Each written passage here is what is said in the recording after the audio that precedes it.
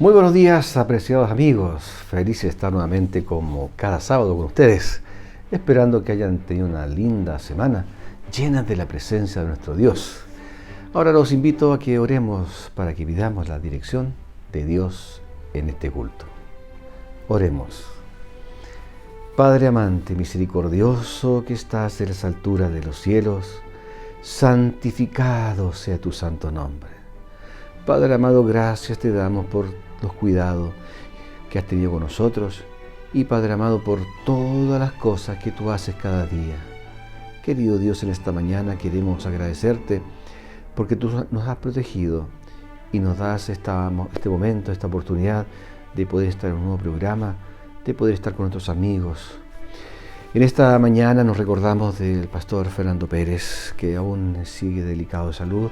Padre amado, que tú estés con él, con su familia, y que tú, que eres nuestro amado Dios poderoso, pueda estar presente en la familia y pueda mejorarse lo más pronto posible. Restaura su salud, Padre amado, y también por todos nuestros amigos y amigos que esta mañana están con algún problema de salud, algún problema de trabajo o tal vez algún problema familiar. Sé tú con ellos, Padre amado, y que ellos puedan sentir tu cariño, tu amor y tu poder. Queremos pedirte que tu presencia en este programa quede con nosotros, te lo rogamos en el nombre de Jesús. Amén. Amén.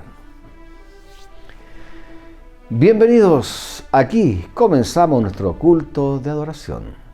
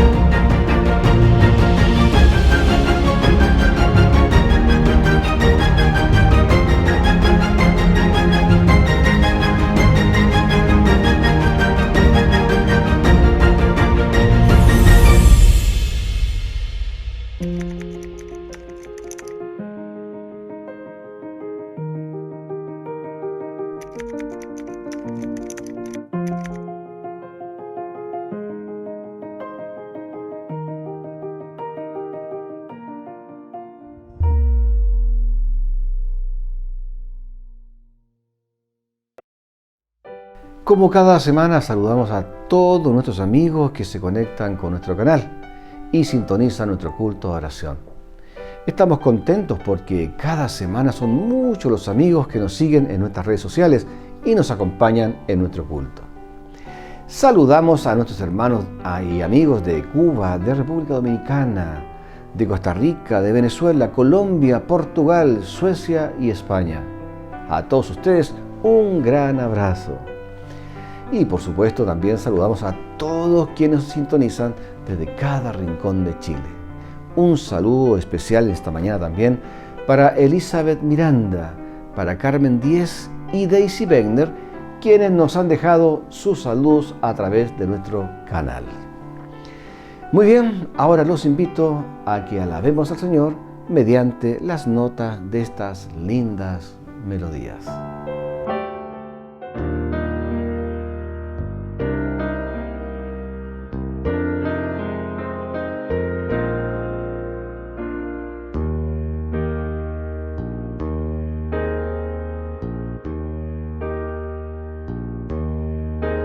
Que mi vida, cada día, cada paso que dé, sea un cuadro de amor, cual Cristo fue, y que crezca en Jesús, que conozca más y más de su amor, y aumente mi fe, hasta el día feliz, cuando junto a Él pueda siempre vivir en su gloria. Es mi oración.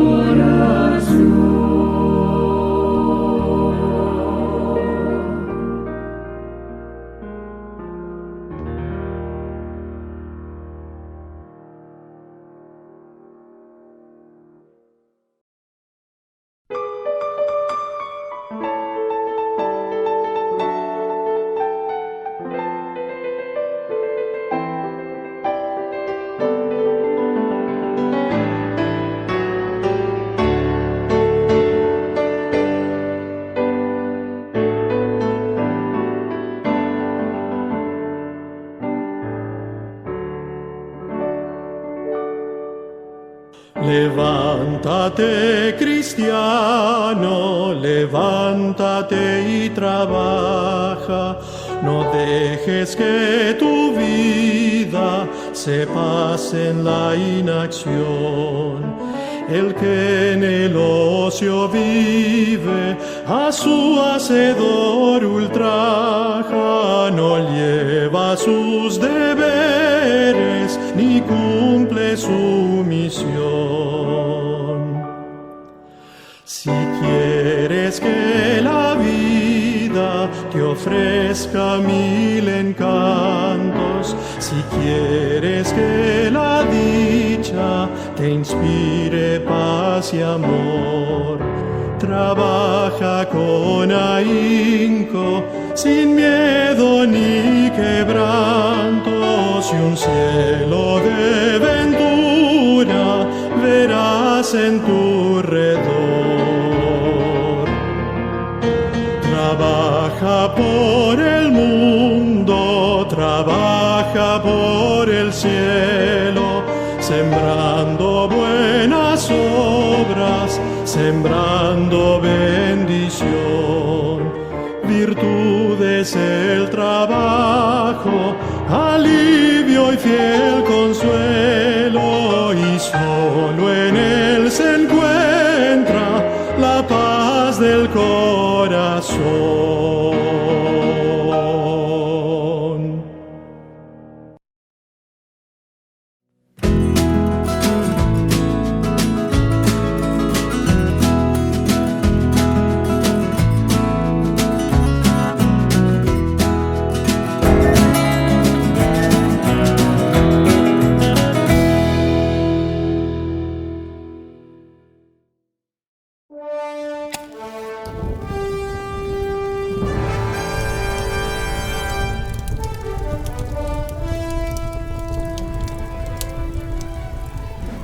La llama de la misión adventista del séptimo día se encendió hace más de 150 años en un puñado de pueblos y aldeas rurales del nordeste de Estados Unidos. Pronto la llama se esparció por el mundo, pero solo fue posible porque dedicados adventistas miraron más allá de sus propias necesidades hacia un mundo en necesidad, porque los adventistas dijeron: yo iré más allá de mi hogar, más allá de mi patria, más allá de mi país, más allá de mi idioma, más allá de mi propia gente, que encender la llama entre los que nunca han oído. Muchos de estos fieles misioneros dieron sus vidas por la salvación de otros. Nunca volvieron a casa. La iglesia adventista se fundó sobre el sacrificio. Creció con sacrificio y asegura creciendo a través del sacrificio. El sacrificio abnegado de aquellos que aún creen en este evangelio del reino que debe ser predicado a todo el mundo para testimonio de todas las naciones. Hace más de 30 años, el Concilio Anual de la Asociación General aprobó un documento titulado Estrategia Global de la Iglesia Adventista del Séptimo Día. Este documento exploró el desafío misionero que aún enfrenta la Iglesia. Comenzó con estas palabras: las cifras son crudas, implacables. La población mundial es de 5.300 millones. Los miembros adventistas del mundo, más de 6 millones. El documento esbozaba una estrategia para reorientar la misión de la Iglesia, reenfocarse en territorios y grupos no alcanzados, redirigir personas y recursos, alcanzar a los no alcanzados con esperanza y plantar nuevos grupos de creyentes en nuevas fronteras misioneras. Ese reenfoque fue aprobado el año siguiente en el Congreso de la Asociación General en Minneapolis. No creo que alguna vez nos hayamos sentado a discutir un asunto de mayor importancia que misión global.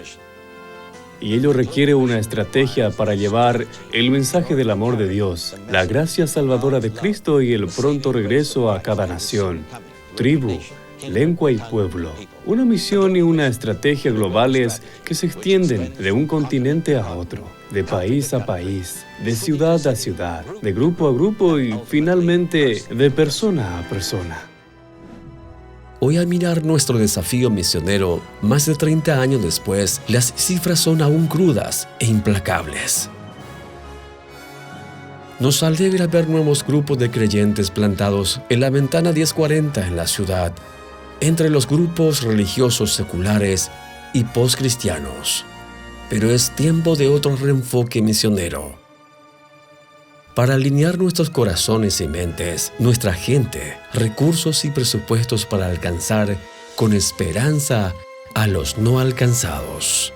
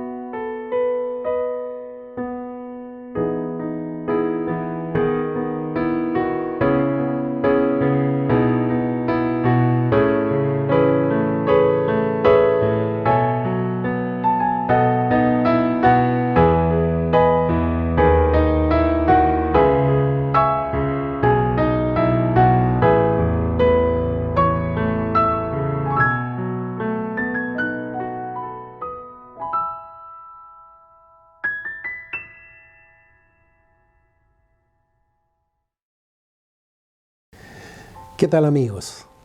Aquí estamos para continuar, o mejor dicho, para terminar, con la carta de San Pablo a los Efesios. Vamos a hacer un repaso de todo lo que hemos visto durante estas 14 oportunidades en que hemos estado juntos. Bueno, y en esta oportunidad, el texto para meditar se encuentra en Efesios capítulo 2, versos 8 al 10. Dice lo siguiente. Efesios 2, 8 al 10. Dice: porque por gracia sois salvos por medio de la fe, y esto no de vosotros, pues es don de Dios, no por obras, para que nadie se gloríe, porque somos hechura suya, creados en Cristo Jesús para buenas obras, las cuales Dios preparó de antemano para que anduviésemos en ellas. Esto es, podríamos decir, lo que resume todo lo que hemos tratado durante estas 14 oportunidades. Y quiero invitarle que oremos para pedir la dirección de nuestro Dios. Amado Padre, queremos darte gracias una vez más por darnos la oportunidad de estudiar tu palabra. Te pedimos que tus ángeles puedan ser nuestra compañía y tu Espíritu Santo pueda dirigirnos y darnos sabiduría, entendimiento y comprensión. Bendice a quienes están viendo este programa, a ellos y sus familias, y ayúdanos para que juntos podamos prepararnos para encontrarnos contigo. Pedimos todo esto humildemente en los méritos de nuestro Señor y Salvador Jesús. Amén, Padre. Vamos a separarnos un breve instante y ya estamos con ustedes.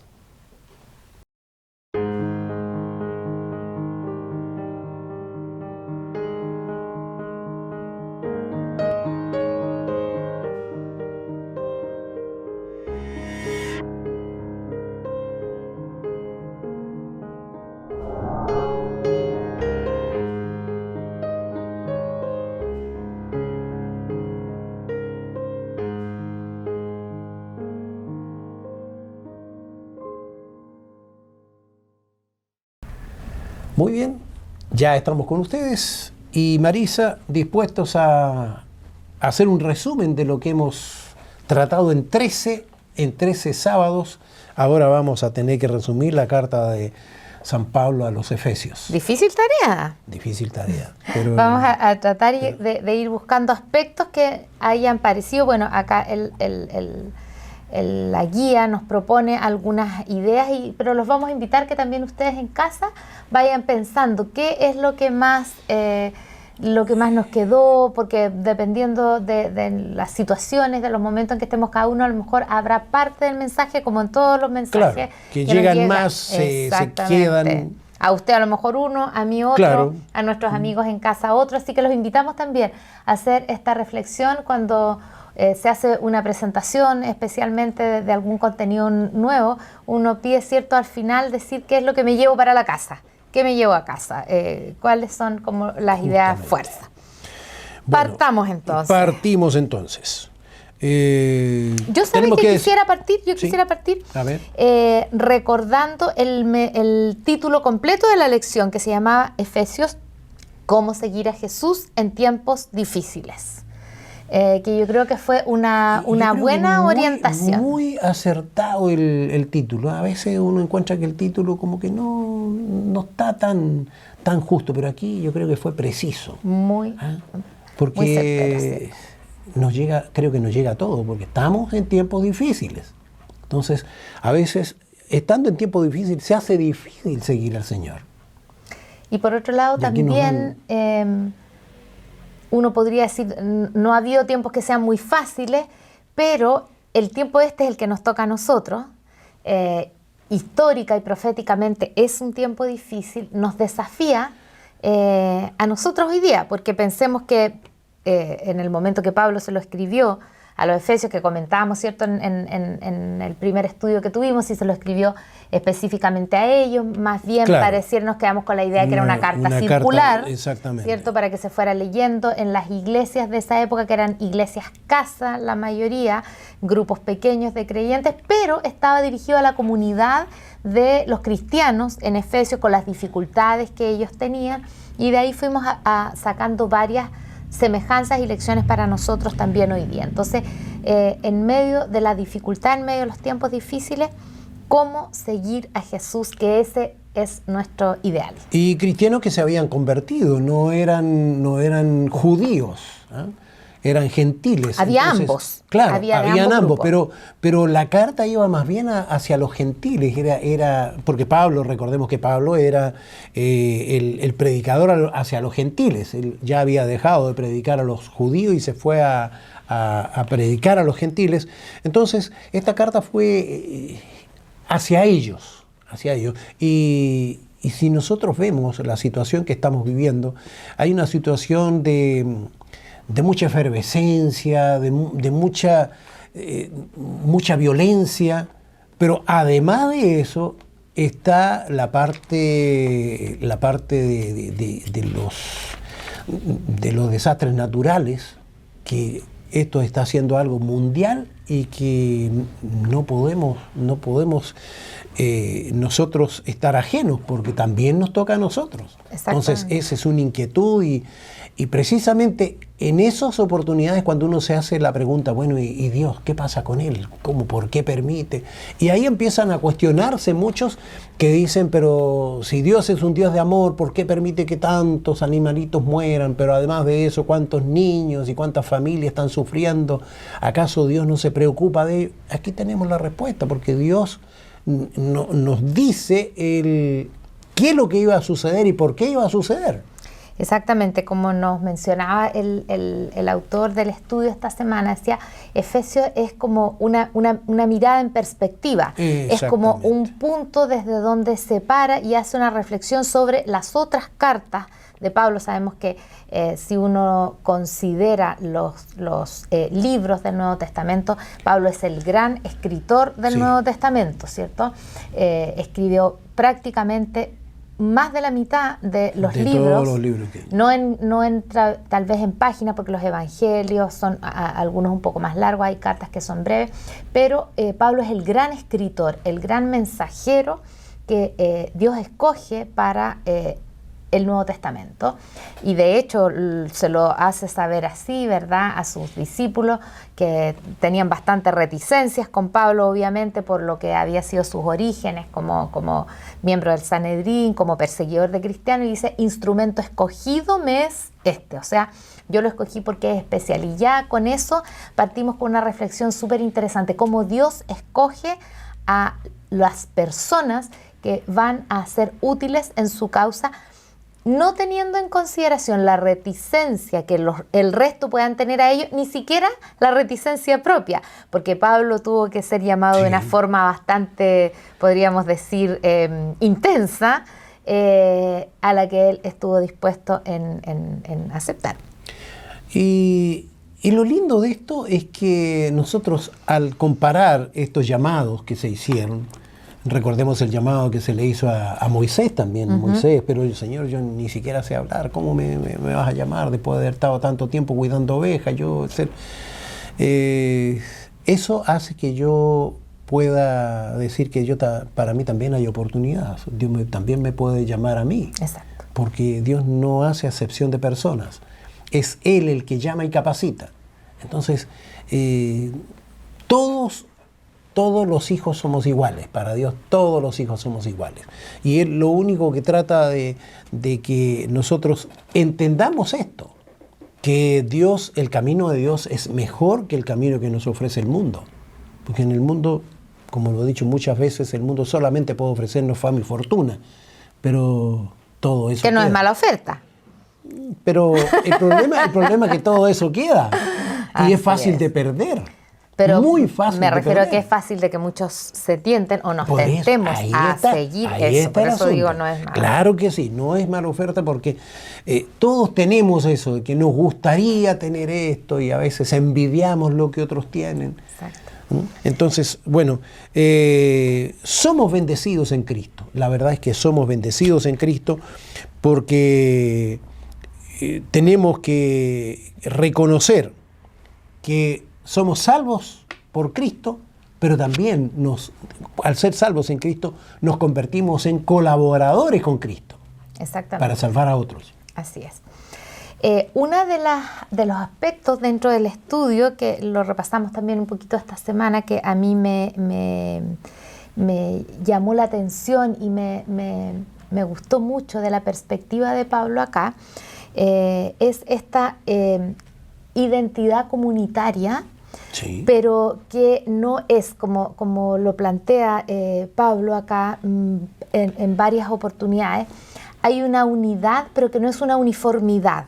Entonces, como decía recién usted, Pablo se está dirigiendo a los gentiles conversos en esta iglesia en Éfeso, pero también se está refiriendo a los judíos cristianos que sí, venían desde el mundo de la teología judía propiamente tal, con todas sus creencias, con toda su historia.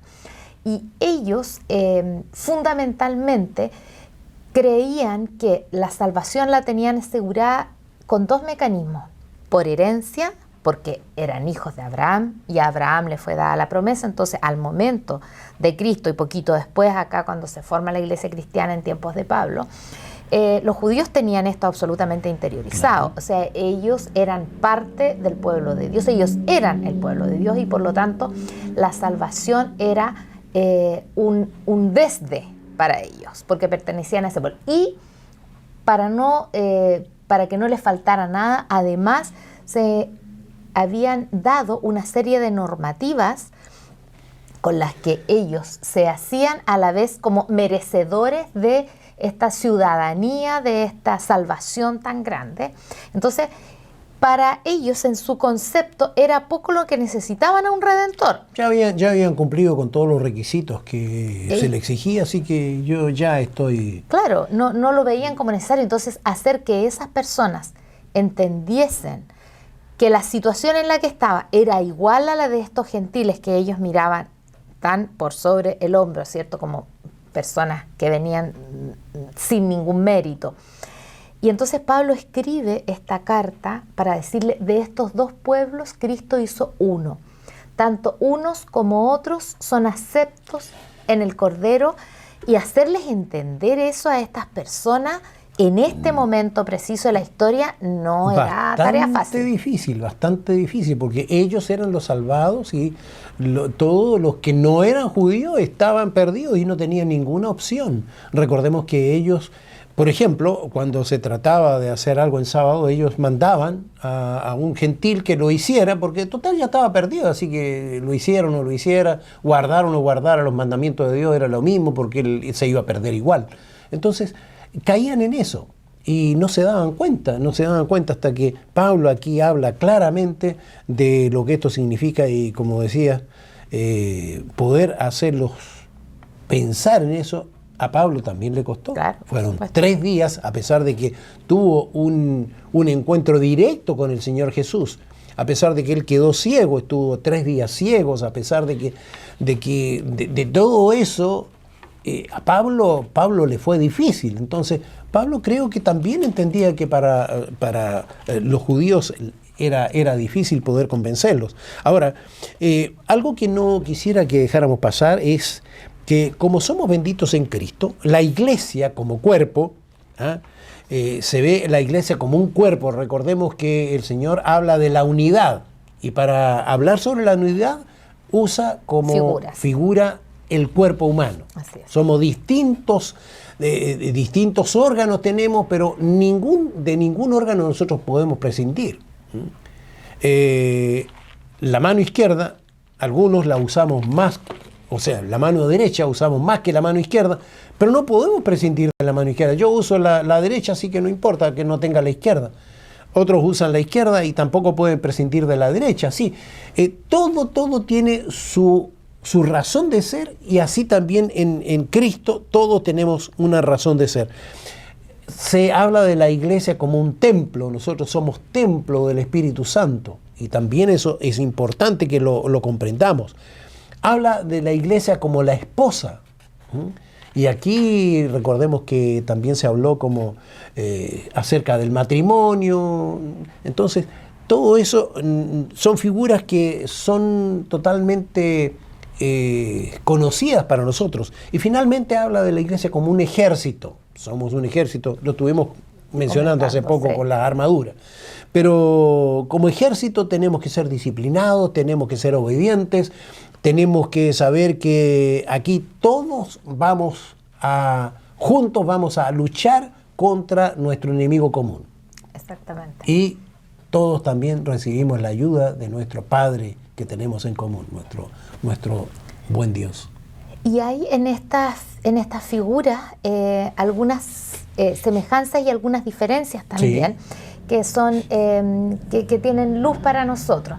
Por ejemplo, en la imagen del edificio, donde dice que nosotros somos parte, ¿cierto?, de un edificio, somos un ladrillo, podríamos decir, dentro de una estructura global, y ahí el relevante es que la base o el sustento es Cristo. Y luego tenemos otros 2 ejemplos que usa el apóstol. Uno, el que mencionaba usted del cuerpo, en que hay una participación conjunta, hay una unidad de propósito, pero no hay una uniformidad. Y eso es bien importante para nosotros hoy día porque, por un lado, en nuestra sociedad, en nuestro mundo de hoy día, hay mucho conflicto, hay mucho enfrentamiento, hay mucho debate, hay mucha oposición de ideas en nuestro país específicamente. Como se dice en la actualidad, estamos muy polarizados, ¿no? Sí. Que gente piensa de una manera bien distinta o muy extrema en relación a la otra. Eso no es bueno. Pero por otro lado tampoco es esperable, ahora pensando en nosotros comunidad de iglesia, que pensemos todos igual, que seamos todos idénticos, que tengamos las mismas inquietudes, las mismas preferencias. No, y Cristo hace ese respeto por lo que somos cada uno de nosotros. Hablábamos también en alguna de las lecciones anteriores que somos un pueblo, pero también somos cada uno de nosotros individuos, claro. y Dios reconoce y valora nuestra individualidad.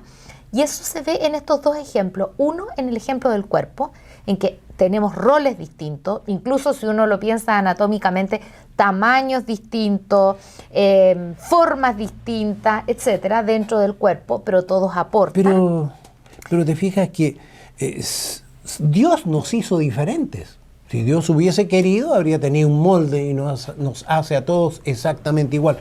Somos todos diferentes. Ahora, lo importante en esta imagen que el Señor nos habla, en esta comparación que se hace con el cuerpo, es que tengamos presente también que nosotros somos parte del cuerpo, pero que la cabeza es Cristo.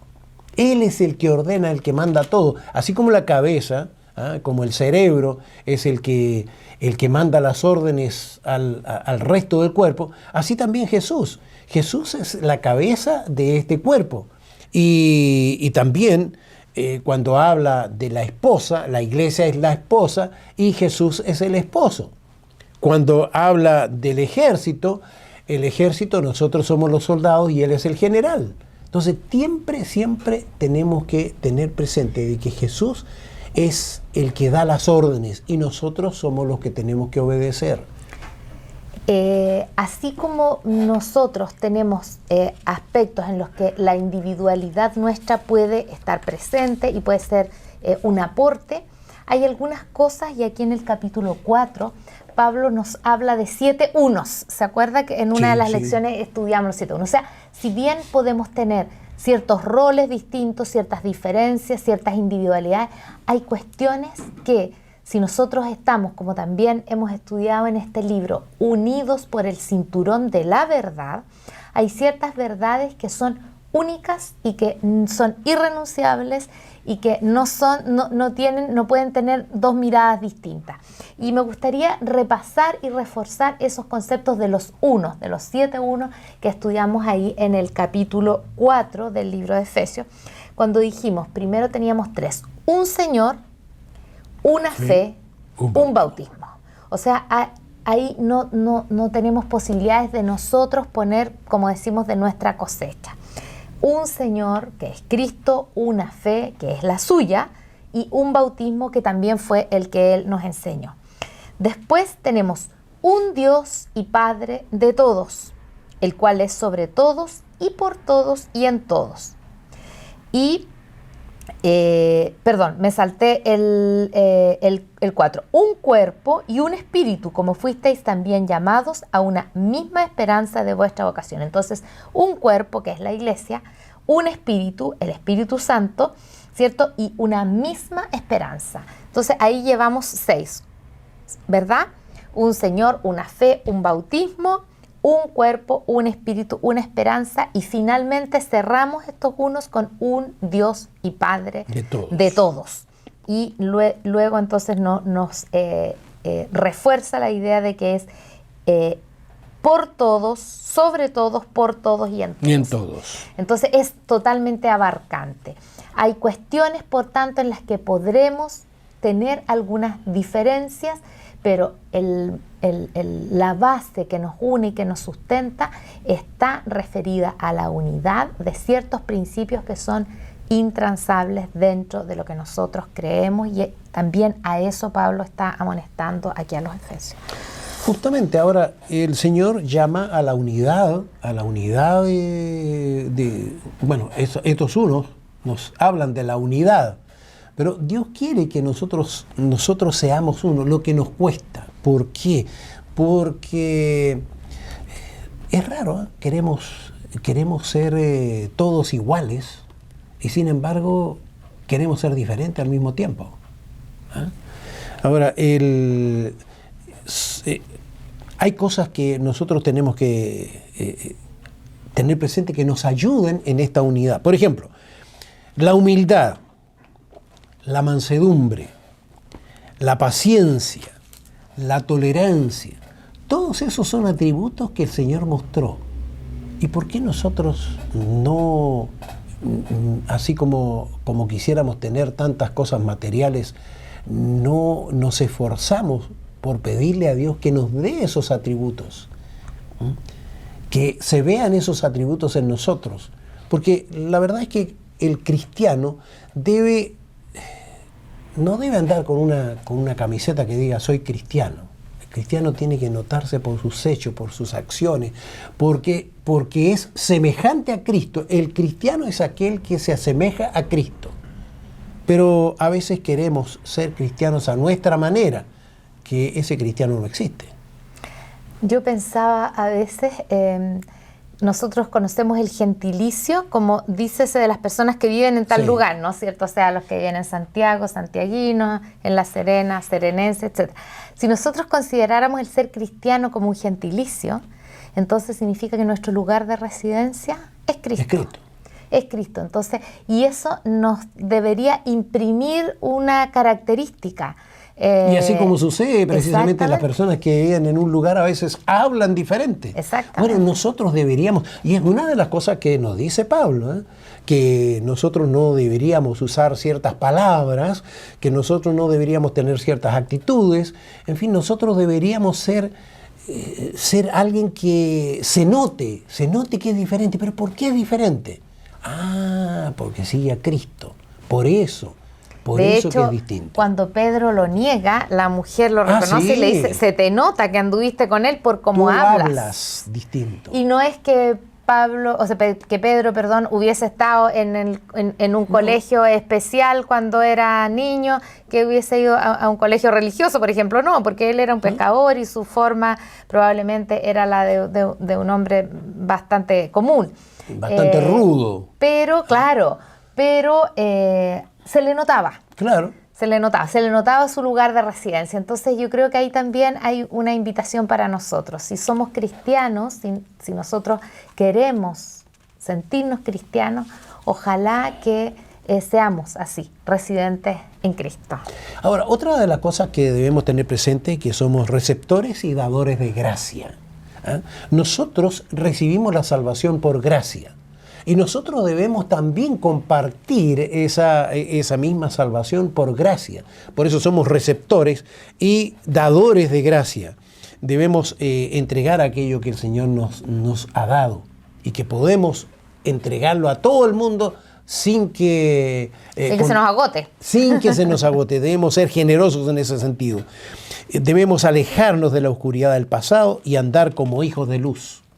Eso también es algo importante, ser imitadores de Dios como hijos amados. Hay una recomendación ahí en 4:32 de la carta que dice, antes sed benignos unos con otros, misericordiosos, perdonándoos unos con otros como Dios también os perdonó a vosotros en Cristo. O sea que 3 características importantes, benignos, misericordiosos y perdonadores. Bueno, la carta de Pablo a los Efesios nos muestra lo que significa realmente el Evangelio de Jesucristo y cómo debe ser vivido.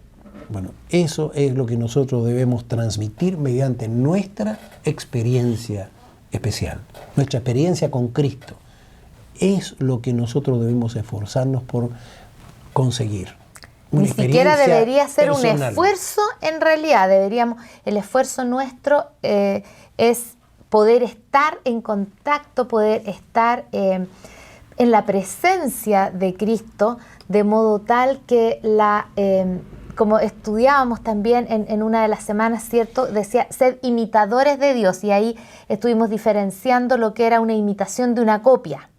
Sí. ¿cierto? El que imita reconoce a quien al que está imitando. En cambio, el que copia es un fraude, está tratando de engañar a aquel que está recibiendo la copia. Entonces, ¿cómo nosotros en ese sentido debemos ser honestos en imitar a Cristo? O sea, en tratar de ser como Él, reconociéndolo a Él y también teniendo claro que nuestro esfuerzo probablemente va a ser poco fructífero, pero no cejar en nuestro intento de imitar al Señor. Yo hablaba de la lucha porque la lucha realmente la tenemos con nosotros mismos. Es la peor lucha que tenemos es luchar contra nosotros, porque nuestros gustos, a veces hábitos adquiridos, hábitos que a veces hemos heredado o hemos adquirido, con todo eso tenemos que luchar. Entonces, por eso que tenemos que poner a Cristo en el centro de nuestra vida y pedirle a Él que nos ayude para que esto sea una feliz realidad. Exacto. Bueno, ahora ya no solo hoy se nos fue el tiempo del estudio de esta semana, se nos fueron las semanas, se nos fue el trimestre. Se nos fueron 14. Se nos fueron 14, nos está yendo el año también. Ya estamos terminando septiembre, viene ya el último trimestre de este año.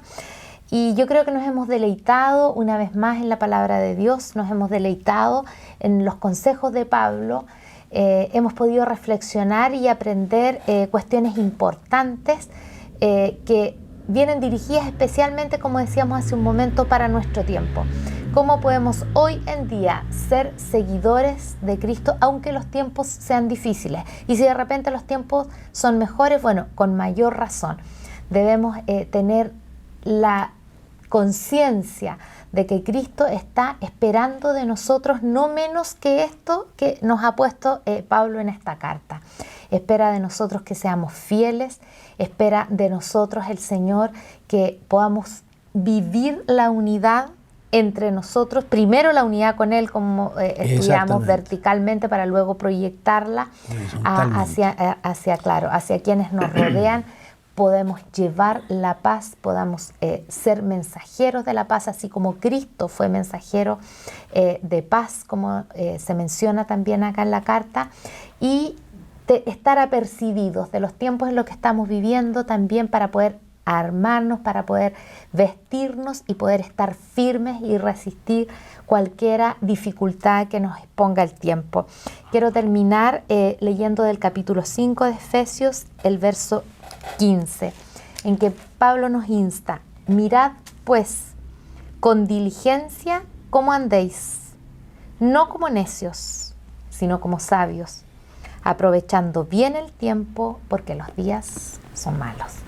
Los días son pocos, también podríamos decir nosotros, así que ojalá nuestro espíritu, nuestra mente quede apercibida y podamos dedicarnos a las cosas que son realmente importantes, que son las que Pablo nos ha escrito en esta carta dirigida a cada uno de nosotros. Un abrazo, los invitamos entonces para el estudio que ya vendrá en el próximo trimestre, para seguir siempre profundizando en la palabra y en la verdad de nuestro amante Padre.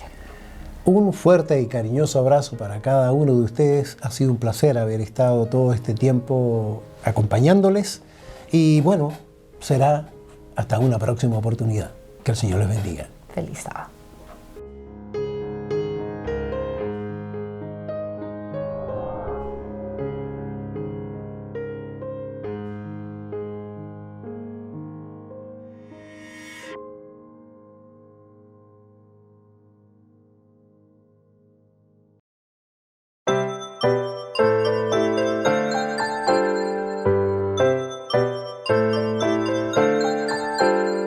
Llegó la hora de adorar.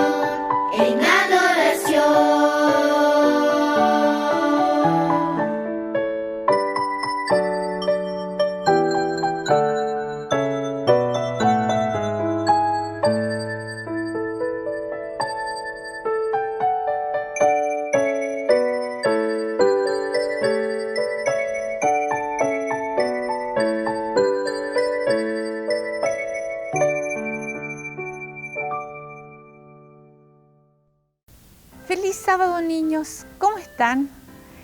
¿Cómo estamos terminando el año en el colegio? Sí, ya estamos partiendo la última parte, ¿no es cierto?, del año escolar. Y nuestro tema y nuestra reflexión de hoy está relacionada con eso. Voy a leer el versículo que nos va a acompañar. Dice Proverbios 4:7. Sabiduría ante todo, adquiere sabiduría, y sobre todas tus posesiones adquiere inteligencia. ¿Qué vamos a hacer nosotros al colegio? Aparte de jugar en los recreos, que son muy entretenidos. ¿Qué vamos a aprender? Claro, vamos a aprender matemáticas que nos ayudan, ¿no es cierto?, después a entender muchas cosas cuando estamos a sumar, a restar. También lenguaje que nos enseña a comunicarnos bien. Naturaleza, que podemos ir aprendiendo y conociendo la naturaleza. Nos enseñan ahora a trabajar manualidades, a destreza en nuestras manos. En el colegio vamos a aprender muchas cosas. Vamos a adquirir sabiduría en las cosas, ¿no es cierto?, en conocimiento. Necesitamos inteligencia en los colegios. ¿Ustedes saben que los colegios también están detallados en la Biblia? Samuel, ¿se acuerdan del profeta Samuel? Cuando era chiquitito fue llamado por Dios y fue después el profeta del pueblo de Israel. Y Dios le dijo a Samuel que hiciera ¿qué? Una escuela de profetas, o sea, jóvenes que querían aprender de Dios. Y estos jóvenes fueron y se construyeron su escuela. Trabajaban en su escuela para tener su comida. O sea, era una escuela sustentable. También, ¿qué hacían ellos? Aprendían de la Biblia, conocían de Dios a través de los escritos. La escuela es algo que Dios está fortaleciendo y está reforzando para que los niños que van a las escuelas, y principalmente para las escuelas adventistas, puedan conocer más de quién, más de Dios, de Jesús. Puedan también aprender cómo comunicar acerca de Dios. Niños, estamos celebrando en este sábado la educación adventista. Es un lugar donde están los colegios adventistas, donde muchos de nosotros hemos estudiado. Hemos aprendido ahí cómo amar y conocer a Dios. Esperamos que aquellos que están asistiendo a los colegios adventistas también puedan salir fortalecidos de ahí. ¿Por qué no oramos por todos los niños que están estudiando? Porque también partimos, ¿no es cierto?, la última etapa del año académico. Oremos para que Dios les dé sabiduría a ustedes en los colegios, para que puedan terminar bien este año escolar académico, y oremos por los colegios adventistas. ¿Les parece? Vamos a orar. Padre eterno que estás en el cielo, gracias Señor porque tú quieres que nosotros podamos aprender, que nuestra mente pueda conocer lo maravilloso de este planeta y cómo tú también quieres comunicarte con nosotros. Ayúdanos para que en el año académico, cuando estemos en el colegio, podamos estar atentos y aprender lo que necesitamos para desarrollarnos. Ayuda a aquellos niños que les está costando salir adelante, como también ayuda a los profesores. Señor, tú los conoces a cada uno de ellos. Te los entregamos en tus manos de amor. Te imploramos estas misericordias en el nombre de Jesús. Amén. Que les vaya bien en el colegio. ¡Chao!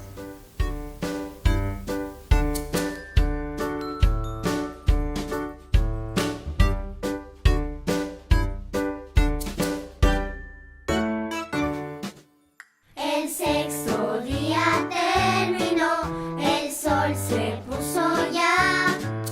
Con mi familia canto a Jesús, mi amigo fiel. Ya dejamos todo listo,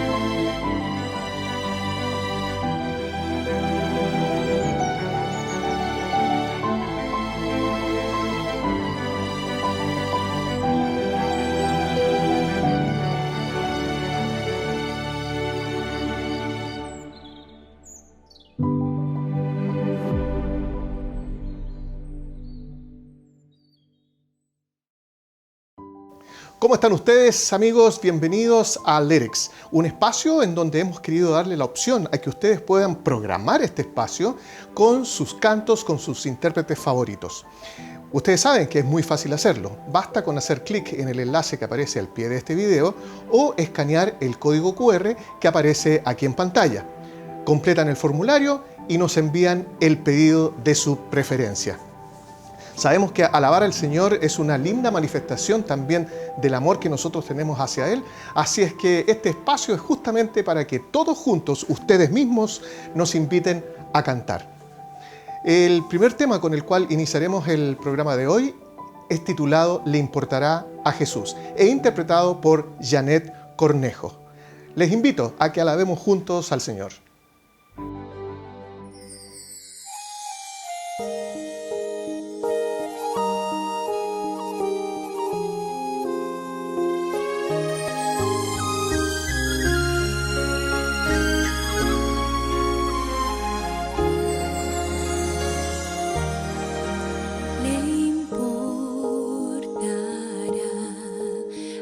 Jesús que esté doliente mi corazón, siendo en senda oscura de aflicción, puede darme consolación.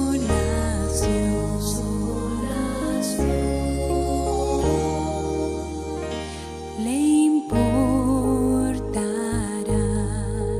que en oscuridad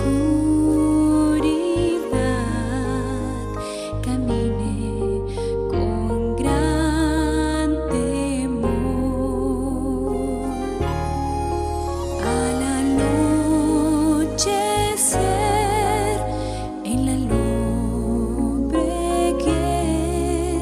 me acompañará el Salvador. Le importa si su corazón comparte ya mi dolor. Si mis días tristes, mis noches negras le importan al Señor. Le importará si mi voluntad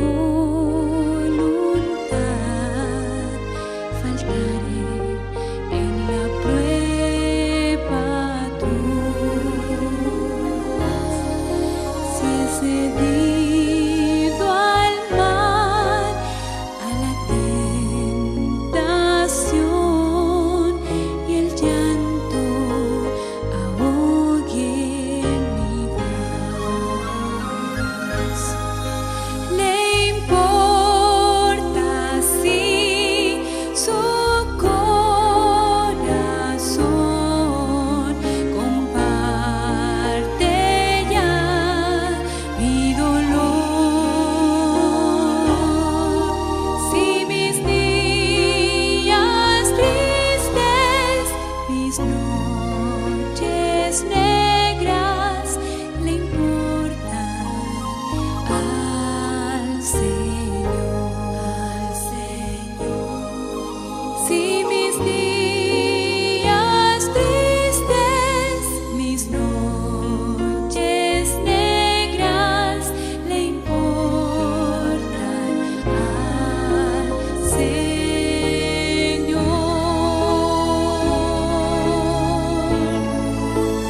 Al Señor.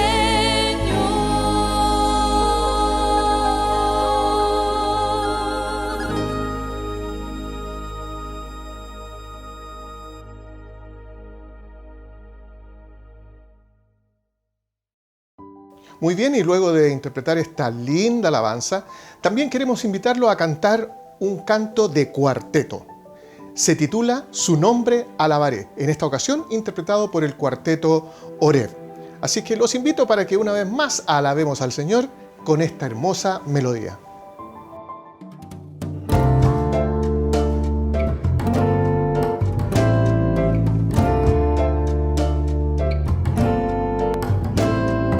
¿Quién como el Señor? No hay nadie. ¿Quién como el Señor? Fuerte y poderoso. ¿Quién como el Señor? No hay nadie. Siempre alabaré al Rey. ¿Quién como el Señor? No hay nadie. ¿Quién como el Señor? Fuerte y poderoso. ¿Quién como el Señor?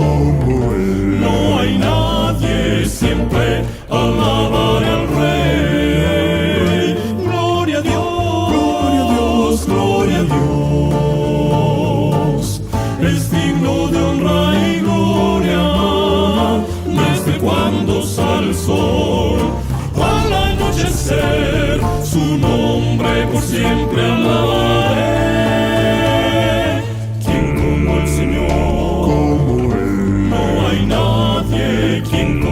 Señor, fuerte y poderoso, ¿quién como el Señor? No hay nadie, siempre alabaré al Rey.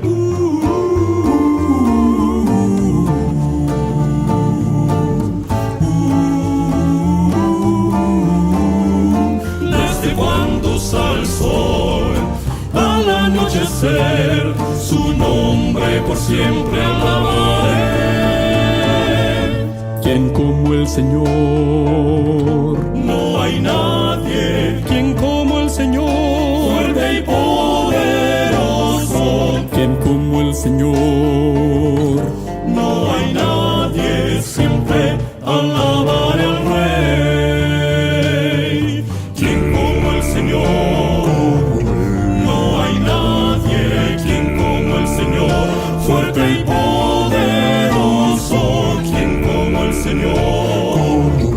No hay nadie, siempre alabaré al Rey. Siempre alabaré al Rey. Siempre alabaré al Rey.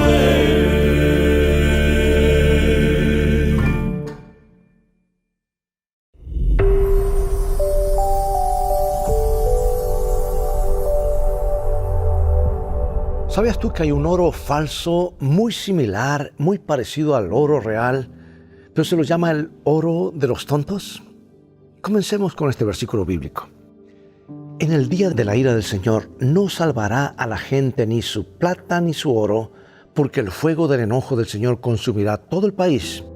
Todos los habitantes de la tierra quedarán destruidos en un solo instante. Las monedas de oro se componen de 90 partes de oro por 10 partes de plata. Pero el oro falsificado, u oro de los tontos, está hecho de pirita de hierro, que es un mineral compuesto de sulfuro de hierro. El mineral es amarillo, latón o opaco y tiene un brillo metálico. La semejanza de la pirita con el oro causó que muchos buscadores lo confundieran con oro. Sin embargo, se distingue fácilmente por su fragilidad inusual. La pirita de hierro se usaba en la antigua Roma para crear chispas cuando se golpeaba con acero. En los siglos XVI y XVII se utilizó como fuente de ignición en armas de fuego. El nombre pirita proviene de la palabra griega pur, que significa fuego. Alguna pirita tiene un color bronce y ha sido apodada bronce o brasle o Brasil. Y el libro de Sofonías que acabamos de leer, este versículo, que es un profeta del Antiguo Testamento, advirtió al pueblo de Judá en los días de Josías que el gran día del Señor vendría sobre ellos. Y ellos dijeron, Dios no hará bien ni hará mal. Pero el profeta dijo, ni tu plata ni tu oro podrá librarte en el día de la ira de Dios. El mensaje del profeta no pretendía llevarlos a la desesperación, sino a despertarlos y llamarlos al arrepentimiento. Llevaron consigo una creencia de que no va a pasar nada, no te preocupes, eso también pasará. Y como el oro de los tontos en sus bolsillos, asumieron que estaban seguros en sus riquezas falsas. Pero la destrucción de Jerusalén vino como un diluvio y arrasó a todos. Hoy también podemos ser engañados espiritualmente. Millones de personas van cargando consigo bolsas pesadas llenas de oro de los tontos. Se alegran de que han descubierto lo que los hará ricos, pero aunque brilla en el exterior, es inútil en el banco del cielo. Debes cerciorarte de que tienes lo real, no lo falso, y especialmente en las cosas espirituales, porque el error es muy parecido a lo verdadero y siempre está mezclado con un poco de verdad. Dios te bendiga y recuerda, en el viaje de la vida, lo único seguro es la palabra de Dios, por eso lo comparamos a un mapa o un GPS y a Jesús como nuestro guía. Tenerlos es haber descubierto una mejor manera de vivir.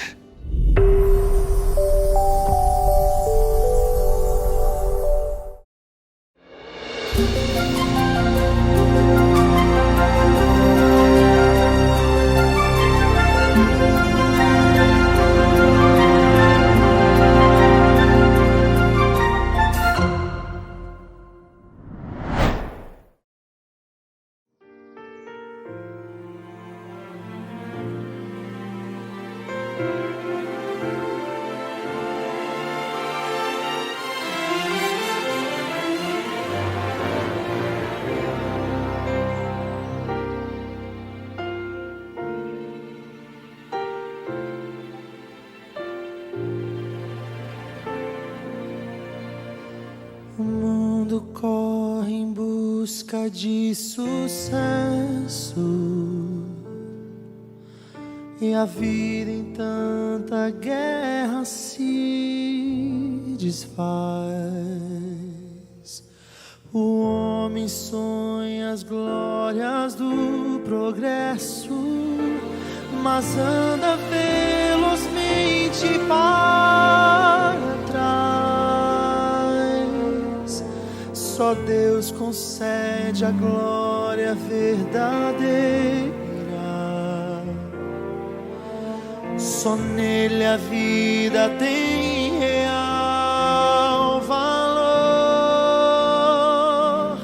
É Ele quem promete um mundo novo,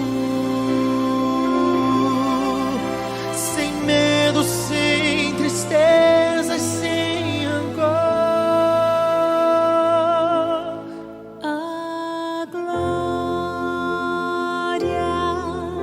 desta terra é passageira, a vida passa e tudo que ela traz. Não temo o futuro, pois sem o Deus comigo pode cair o mundo. Estou em paz.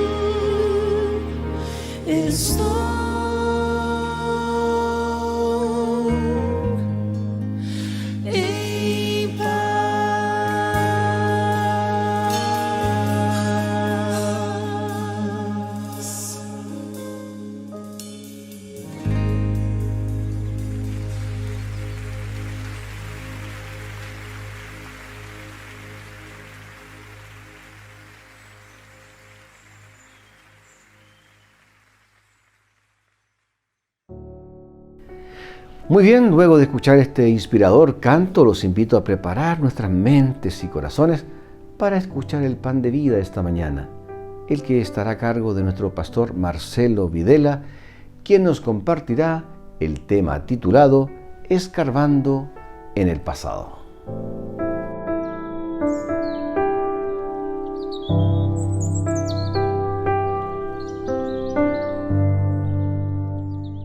Hola amigos, ¿cómo están? Bueno, en esta oportunidad esperamos que ya tengas tu Biblia en la mano y si no, busques ya en la Biblia un relato que está en el Evangelio de Juan. Es único en su forma, que escribe el momento cuando Jesús está en la cruz.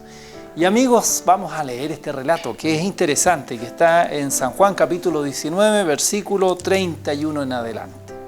Y dice así: entonces los judíos, por cuanto era la preparación de la Pascua, a fin de que los cuerpos no quedaran en la cruz el sábado, pues aquel sábado era de gran solemnidad, rogaron a Pilato que se les quebraran las piernas y fueran quitados de allí. Fueron pues los soldados y quebraron las piernas al primero y asimismo al otro que había sido crucificado con él. Pero cuando llegaron a Jesús, como lo vieron ya muerto, no le quebraron las piernas. Pero uno de los soldados le abrió el costado con una lanza y al instante salió sangre y agua.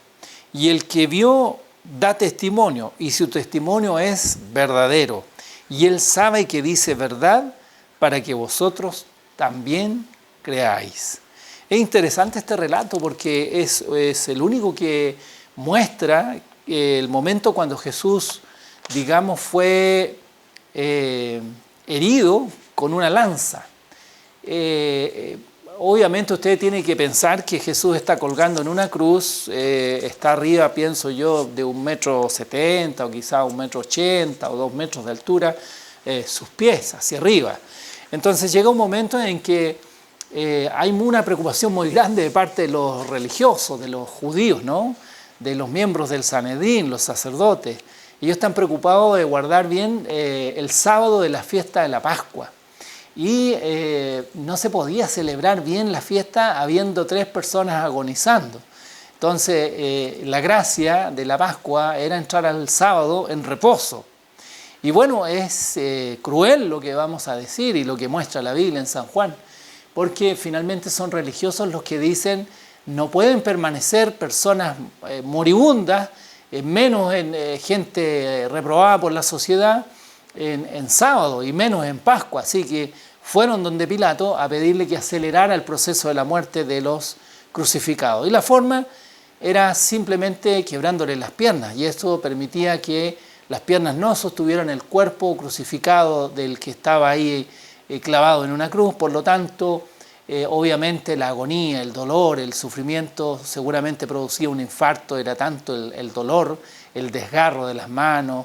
Imagínense colgando sin fortaleza en las piernas para sostener el tronco y las extremidades, que hacía que finalmente, obviamente, el hombre del dolor moría. Pues bien, se acercaron donde uno, le quebraron las piernas, el segundo observó cómo le quebraron las piernas al primero. Después los dos se ven con las piernas quebradas, gritando de dolor, de ese dolor, pero horrible. Tienen que haber sido escenas muy, muy, muy grotescas. Pero cuando llegan a Jesús, Juan relata que alguien observa que Jesús no es necesario quebrarle las piernas porque está muerto. Pero uno de los soldados se cerciora, pensando que a lo mejor Jesús está fingiendo, y entonces le dicen, dale una estocada. Y la estocada es un lanzazo, ¿no? Es un golpe fuerte con la lanza hacia arriba, no es un corte, como lo muestra Hollywood. No es un corte, es un lanzazo, pero no se confunda con los lanzazos que hay acá en Santiago, que cuando te roban el celular u otros tipos de cosas delictivas. No, este es un lanzazo, es una penetración, es una herida con la lanza hacia su costado. Bueno, y eso obviamente la lanza romana en su punta era de acero. Imagínense el impacto agregándole 2 metros de del palo que sostenía, o el asta, ¿no es cierto?, de la lanza, la fuerza, la potencia de llevarlo hacia arriba haría que por lo menos la punta, usted sabe que si uno se pincha con un cuchillo o una aguja, cosa que ya no se ven mucho pinchaduras de aguja hoy en día, ¿no? Pero apenas uno se hiere un dedo, uno salta, ¿no?, por el dolor. Imagínense el cuerpo de Jesús con una lanza, o sea, Jesús se hubiese movido. Y la Biblia dice que Jesús estaba muerto, que Jesús no fingía.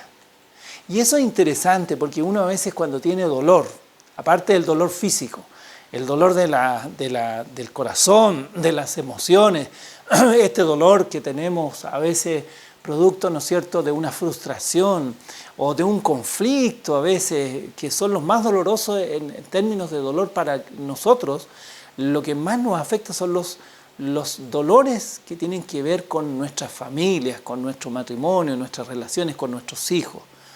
Hay otros dolores que uno los puede tolerar, digo yo, y tú también los toleras, que son los dolores que tenemos con los jefes, con la jefatura, ¿no es cierto?, con los vecinos, con algunos compañeros de trabajo. Uno maneja, digamos, ese dolor, ese malestar, esa incomodidad. Pero cuando son dolores más profundos, con heridas, como es la vida matrimonial, como lo es a veces las relaciones con los hijos o con los familiares, con un hermano que uno está distanciado por años, o un primo, son dolores que duelen. Y Jesús ante el dolor no lo finge. Y Jesús ya está muerto. Él no está fingiendo que se está haciendo el muerto. Lo clavan, sale sangre, agua, pero Jesús no está fingiendo que está muerto. Jesús está realmente muerto. Así que el Salvador ahí está colgando de una cruz. Y Juan relata esto y dice que él estuvo ahí y que él relata esto porque considera que su testimonio no es falso. Porque él estuvo ahí y él dice, mi testimonio es verdadero y por este testimonio yo les escribo a ustedes lo que sucedió en ese momento para que ustedes crean. Y eso es lo que a Juan le interesa, que crean que Jesús murió, pero también crean que Jesús resucitó. Y en esto es una preocupación para ti y para mí, porque muchas veces nosotros a veces creemos en Dios, pero a veces creemos en el Dios que llegó hasta la cruz. Y no vemos a este maravilloso Jesús que después resucitó y que está vivo y volverá y regresará. Y creen en Jesús que volverá, que resucitó y que está en el cielo intercediendo por nosotros, es lo que nos da esperanza. Y bueno, yo quiero contigo ir a otro relato que Juan relata más adelante en el capítulo 20, que tiene que ver con la resurrección de Jesús. Y fíjate que cuando Juan relata que Jesús se le aparece resucitado el primer día de la semana a los discípulos, es curioso, pero en el versículo 24 en adelante aparece Tomás. Tú conoces a Tomás, ¿no? Has escuchado de Tomás, ver para creer. Bueno, vamos a leer este relato porque resulta que Tomás, cuando Jesús se aparece a los discípulos, Tomás no está. Por alguna razón, Tomás se descolgó del grupo, pero no sabemos cuáles fueron las razones por qué Tomás no está con el grupo cuando Jesús se le aparece a los discípulos. Voy a leer el relato. ¿Qué te parece si vamos a San Juan? Busca en tu Biblia, en San Juan, capítulo 20, el versículo 24. Pero Tomás, uno de los 12, llamado Dídimo, no estaba con ellos. Mira cómo dice Juan, no estaba con ellos cuando Jesús se presentó. Le dijeron pues los otros discípulos, hemos visto al Señor. Él les dijo, si no veo en sus manos la señal de los clavos y meto mi dedo en lugar de los clavos y meto mi mano en su costado, no creeré. 8 días después, estaban otra vez sus discípulos dentro y con ellos Tomás. Llegó Jesús estando las puertas cerradas, se puso en medio y les dijo, paz a vosotros. Luego dijo a Tomás, pon aquí tu dedo y mira mis manos, acerca tu mano y métela en mi costado, y no seas incrédulo, sino creyente. Entonces Tomás respondió y dijo, Señor mío y Dios mío. Jesús le dijo, porque me has visto, Tomás, creíste. Bienaventurados los que no vieron y creyeron. Pues bien, Juan, en el relato anterior, descubrimos que Juan dice, yo fui testigo y yo les voy a contar y les cuento a toda la humanidad lo que presencié, que Jesús no fingió y que Jesús murió en la cruz del Calvario. Perfecto. Con eso en mente, ahora Juan nos introduce para decirnos que Tomás no estaba cuando Jesús apareció y como que Juan muestra a un Tomás que no quiere estar con ellos. Por alguna razón no está. Y Juan muestra que lo buscan a Tomás, los discípulos, y le hablan y le dicen, oye Tomás, ¿por qué no vienes a estar con nosotros? ¿Por qué no vas con nosotros a la iglesia? ¿Por qué no vienes a nuestro grupo pequeño?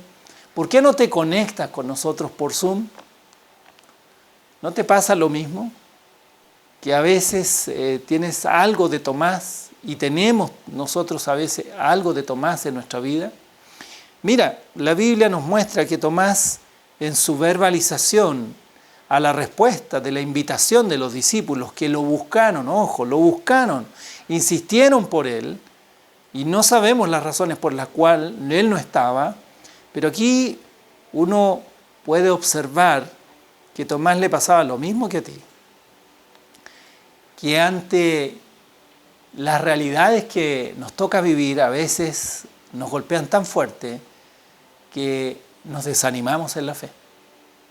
Así como tú, desanimado, desganado, no quieres abrir la Biblia, no quieres orar, te cuesta escuchar música cristiana, te cuesta leer, te cuesta orar, acercarte a Dios. Y por otro lado, como que de repente también te sientes chasqueado, te sientes dolido, te sientes herido con Dios.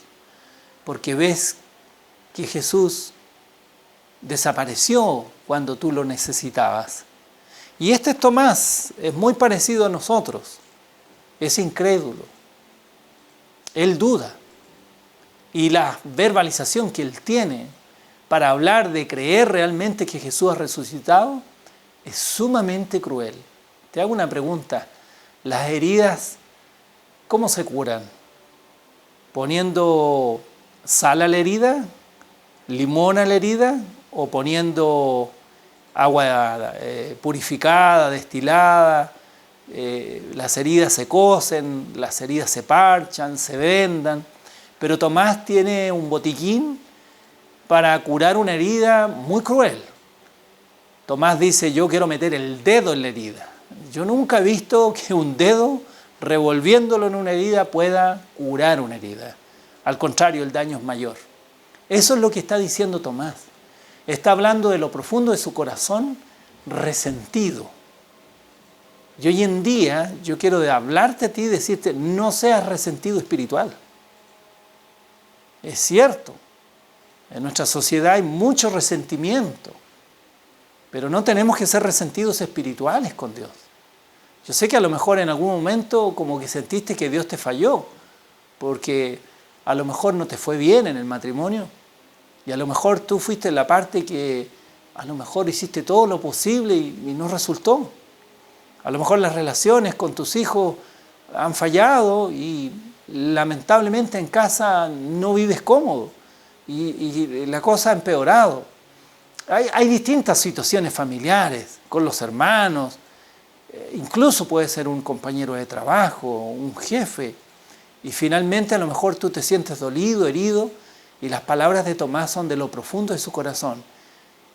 Y a mi manera de ver la cosa, Tomás se siente dolido con Dios y está enrabiado. Y de lo profundo él grita y dice, si yo no meto el dedo en la llaga, yo no creo. ¿Hasta cuándo tendremos esa actitud de meter el dedo en la llaga? ¿A quién le gusta que le toquen su llaga? ¿A quién le gusta meter el dedo en la llaga y hacer sufrir a otro? ¿Eso es parte del cristianismo? Bueno, la Biblia dice que cuando Jesús apareció, a los 8 días después, al primero que del grupo le habla es a Tomás. Y no le habla muy cariñosamente. Si tú te fijas, lo queda mirando y le dice: Tomás, tú dijiste que querías meter tu dedo en mis llagas. Aquí están mis llagas, pues. Mete el dedo. Cuando tú provocas, recibirás también provocaciones. Y Dios también lo provoca. Y le dice: tú dijiste esto, pues bien, cúmplelo, pues. Aquí tienes el material humano, aquí están mis manos, aquí están mis costados. Toca, mete el dedo. La Biblia no muestra que Tomás tocó ni metió sus dedos. La Biblia dice que Tomás hace una expresión de fe profunda. Y a eso apunta Juan, cuando relata que es un testigo de la muerte y crucifixión de Jesús y dice que Jesús no fingió, aunque comprobaron si estaba muerto. Jesús murió realmente, dice Juan, y yo escribo esto para que crean. ¿Y por qué escribe esto para que crean? Porque Juan vivió que uno de los discípulos, llamado Tomás, no creía que Jesús había resucitado. Te pasa lo mismo a ti. Tú todavía no crees que Jesús ha resucitado. Tú crees en el Jesús que llegó hasta la cruz. Pero tienes que aprender que la Biblia nos muestra que Jesús después resucitó. Está en los cielos, intercede por ti, te bendice cada día, te ayuda cada día, pero tienes que aprender a pasar la cruz, a creer en ese Jesús vivo que actúa a través de su Espíritu Santo en nuestra vida y en nuestro corazón. Deja de meter el dedo en la llaga. Deja el resentimiento en contra de Dios como lo tuvo Tomás, ese chasqueo con Dios, con la iglesia, con el líder, con aquel que te defraudó, que pudo haber sido tu papá a lo mejor en la fe, que antes habló en nombre de Dios y ahora o se equivocó en algún momento. Deja de tomar esa actitud negativa y pasa a una actitud, como dice Juan, de creer. Y como le dijo Jesús a Tomás: bienaventurados los que no vieron y creyeron. Y esos fueron varios de los discípulos. Y tú, Tomás, tienes que estar en esta lista. Tomás, dice la Biblia, que terminó una noche tranquila, una noche feliz. ¿Cómo será hoy día tu día? ¿Será un día de continuar masticando la rabia y el dolor en contra de Dios y exigiendo y metiendo el dedo? Ojo, que Dios te va a llamar. Y es momento que tomes una decisión y digas: ya está bueno, Señor y mi Dios mío. Bienaventurado que aquellos que no vimos, pero creemos, como dice Juan, por la fe, que Cristo está vivo, está intercediendo en el cielo y pronto volverá por ti, por mí y por muchos más. Toma esa decisión, que Dios te quiere mucho. Que Dios te bendiga, que pases un bello día. Muy bien, quedan todos invitados al culto joven de esta tarde a las 19 horas en nuestro templo. Acompañemos a nuestros jóvenes y disfrutemos de un lindo programa preparado para toda la iglesia. Dios les bendiga y que disfruten de un hermoso y bendecido sábado. Jehová te bendiga y te guarde. Jehová haga resplandecer su rostro sobre ti y tenga de ti misericordia. Jehová alce sobre ti su rostro y ponga en ti paz.